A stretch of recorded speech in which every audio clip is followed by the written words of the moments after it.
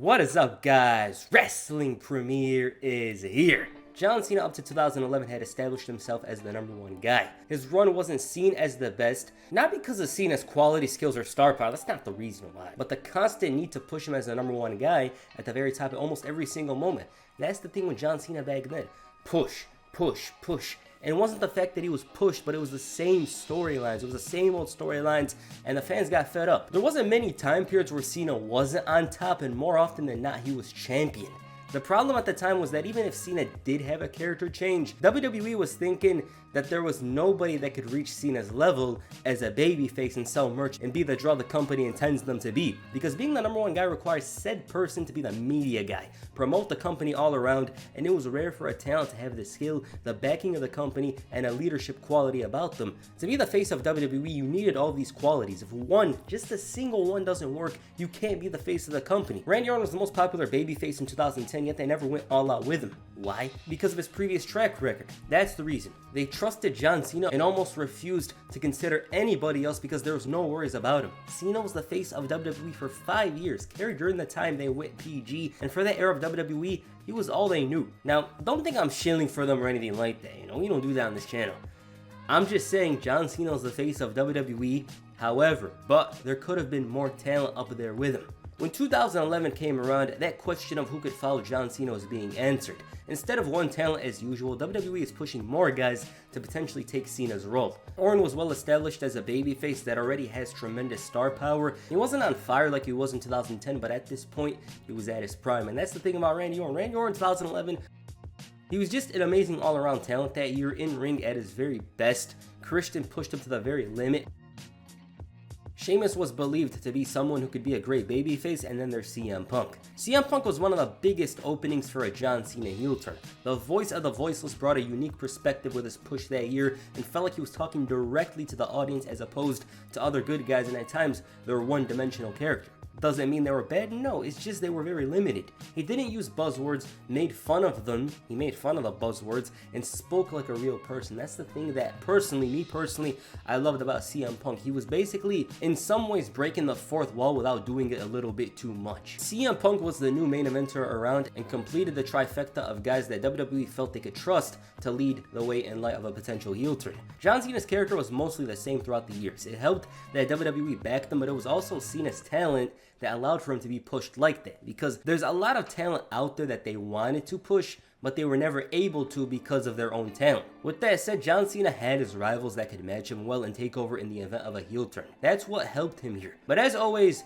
there was huge problems with it. John Cena turning heel was never going to be easy. It comes down to the fact that the champ was WWE's media ambassador, the guy the kids look up to, and unlike many others, you can't just turn him heel. That works for Randy Orton, not John Cena. Storyline wise though, it seemed like WWE was going in that direction. Remember, they had the talent. Punk himself was at some points the best-selling wrestler on the roster, and he had a certain personality that connected with many, and the t-shirt sales show just that. There's a time period where CM Punk was the #1 merch seller, and for the first time in years, dethroned John Cena. This had never happened in almost 5 years and showed that maybe, just maybe, there was an opening to turn him heel. However, this wouldn't remain constant. That's the thing with it. Even if someone was the #1 merch seller and stuff, they had to consistently prove it, #1. And #2, WWE had to love them to a certain point where they'd push said person. Like they pushed CM Punk, but in some ways, and this is often said, you guys know, they kind of limited it. Do I believe he was going to be like this super draw or whatever? He just never had the chance to show it, is basically what I'm trying to say. At the time, Cena was involved in a storyline where Kane was trying to make him embrace the hate, and it led to Kane exposing Cena's worst qualities and turning him into a man that he'd hate. The John Cena of old would despise this version of himself and give him a beating. This included Cena getting Zack Ryder hurt by Kane, Eve blaming him for this stuff, and in turn, it led to this image. An image where Cena was fed up and done with everything. He tried to be the hero everyone needs, yet he's never thanked, let alone respected.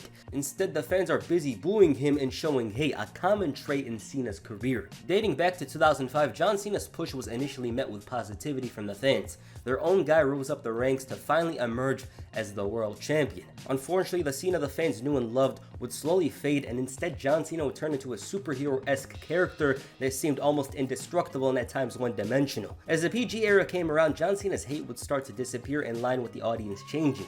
There was more kids at shows, and whenever Cena was booed, the kids would chant, "Let's go Cena!" It worked well for WWE with the ratings staying consistent, albeit slowly falling. That was the thing, they were always falling but at a very slow pace. Cena's stories throughout this time period would have the same format and story.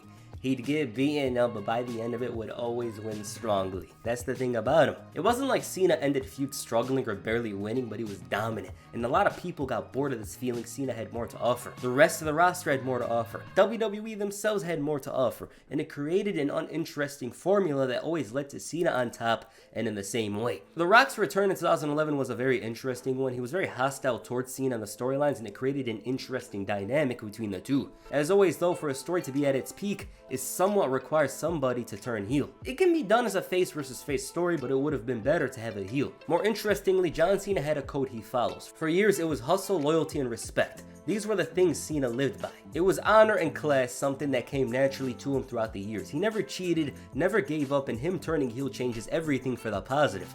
Kevin Eck reported that WWE considered turning him heel in 2010, and I quote, "Vince had agreed to do it, but then he changed his mind and said that we can't do it. This was back around the time when McMahon was really looking at Sheamus to get his push. The question was, if we turn John Cena heel, then who is he going to work with? Who will be the top babyface?" You've got to wonder, would WrestleMania 26 be between The Undertaker and John Cena? Like, I gotta know. There was plans for it at the time, and it would have been one of the biggest, if not the biggest, WWE match of 2010. Hell, scratch that, it would have been the biggest match in wrestling in 2010. Two titans of the respective brands colliding at the biggest show of the year. I don't think it would have been a good idea at the time, though, to turn John Cena heel, because he didn't have many good guys to feud with. As for 2011, that works a bit better. But back to the topic.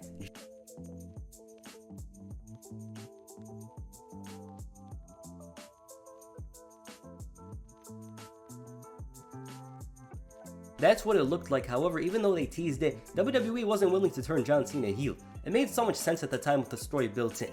Kane convincing him to embrace the hate and turn on everybody, and in turn violate his code of ethics. John Cena himself was very interested with turning heel because it was a fresh start. Kevin X said that they were very close to doing it, but Kmart came in the way. And I quote, "That was the feeling back then. Then we came up with some scenarios, and believe it or not, Cena was on board with it, but right around that time, there was a big clothing line for John Cena at Kmart, and Vince McMahon was like, oh Jesus, he has a deal with Kmart, now we're gonna turn him heel. So Kmart is to blame for Cena not turning heel. During a meeting once, Vince had a huge smile on his face, and he tells everyone that I know you've wanted John Cena as a heel for a long time, but we just can't turn him heel, and that was the end of the story. Cena himself said that there's 10 years worth of stories they could tell with a heel turn. He was eager to do it and prepared a lot of things for it. Here's what he had to say in an interview. It was Cena Rock 1. I got word that they were going to do it, and I went out and recorded a new song. I went out there and got all new gear. I wasn't prepared for Ruthless Aggression, and that was the last time I wasn't prepared. I mean, I heard rumblings of we're going to do it, and in 48 hours I had a new track, a new studio mix, theme song, final mix. I had 7 new singlets, low cut singlets with boxing type robes. I already had the boots in storage, so I dusted them off. I was ready to go and already thinking about, like, what could I do with the story? Okay, what is a heel? A heel is not just new gear. The objectivity or the message behind the singlet and the boxing robes and the boots is the exact opposite of what you saw with the street gear, the jeans, shorts, the t-shirt, the ball cap, the sneakers. Go the opposite route and now lean into the opposite of everything you stand for. So I would begin to not work as hard, I would show up less, I would be untrustworthy and unloyal, I would lack respect in what I did. Like, all you have to do is turn that on its head. I would give up a lot, all those things you can take and make interesting stories, and this is the stuff that's running through my head, not what moves I can do. It's like, how can I take the intellectual property that people are familiar with and twist it so it's like, this guy's insane. It's everything I've come to love, and now I genuinely hate it. And in being a real bad guy, and I think that was the conversation that was eventually had, where it's like, okay, it's a bad idea. I'm like, hey, I know this is going to sting, but I'm not going to sell another t-shirt. I'm going to take all merchandise off the market. I'm not going to put on anything new.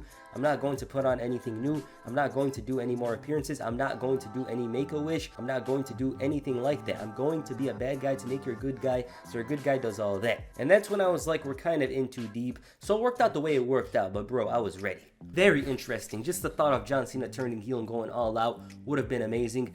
It was real close, just by the looks of it, man. It was very, very real. It was really, really, really close. It was very close. And Cena was ready. He showed some of the singlets he had in an episode of Total Divas, and it was cool, you know? He wore one of the singlets, acted like a douche wrestler. It was nice. It's just unfortunate that it never went down, but it's very understandable because Cena is basically the face of Make-A-Wish. He's one of the faces of Make-A-Wish. This guy's granted the most wishes out of anybody in history. So even if he were to turn heel, he'd have to abandon that part of himself. You know, this guy gives kids that have cancer a reason to fight, motivates them, kids that are sick, kids in general, bro. I loved John Cena as a kid. You know, back in 2005, 6, 7, I loved John Cena. You know, he used to hype me up. He was motivating. He was the superhero that a kid needs.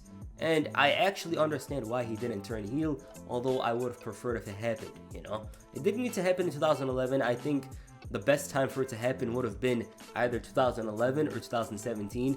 I think Hollywood Cena would have been amazing. It would have been dastardly, entertaining, a little funny, you know, a little comedy in there. But when you add all of this up, you understand why he didn't turn heel. It really makes sense that he didn't turn heel, because if he did, a lot of kids would lose a role model. They would lose somebody to look up to. It makes sense storyline wise, you know? Rise Above Hate actually embraces the hate and all that. But outside of that, not even the business. It's just about the kids themselves. It makes sense that he didn't turn heel. So yeah. It is unfortunate, but WWE did explore a John Cena heel turn during the Firefly Funhouse match at WrestleMania 36 with Bray Wyatt. They showed what would have happened if John Cena sold out. They gave another perspective. I also learned here that John Cena did want to turn heel, but it was up to the company themselves, so he actually doesn't control everything. But yeah, it was a nice video to make. I enjoyed it. I thought it was going to be much shorter, but I'm glad that it's not. Gave you guys something to watch, so yeah. Alright, what you guys think of John Cena's failed heel turn? Please comment down below, and that's it for this video. Make sure you hit the STF on the like button and perhaps the AA on the subscribe button.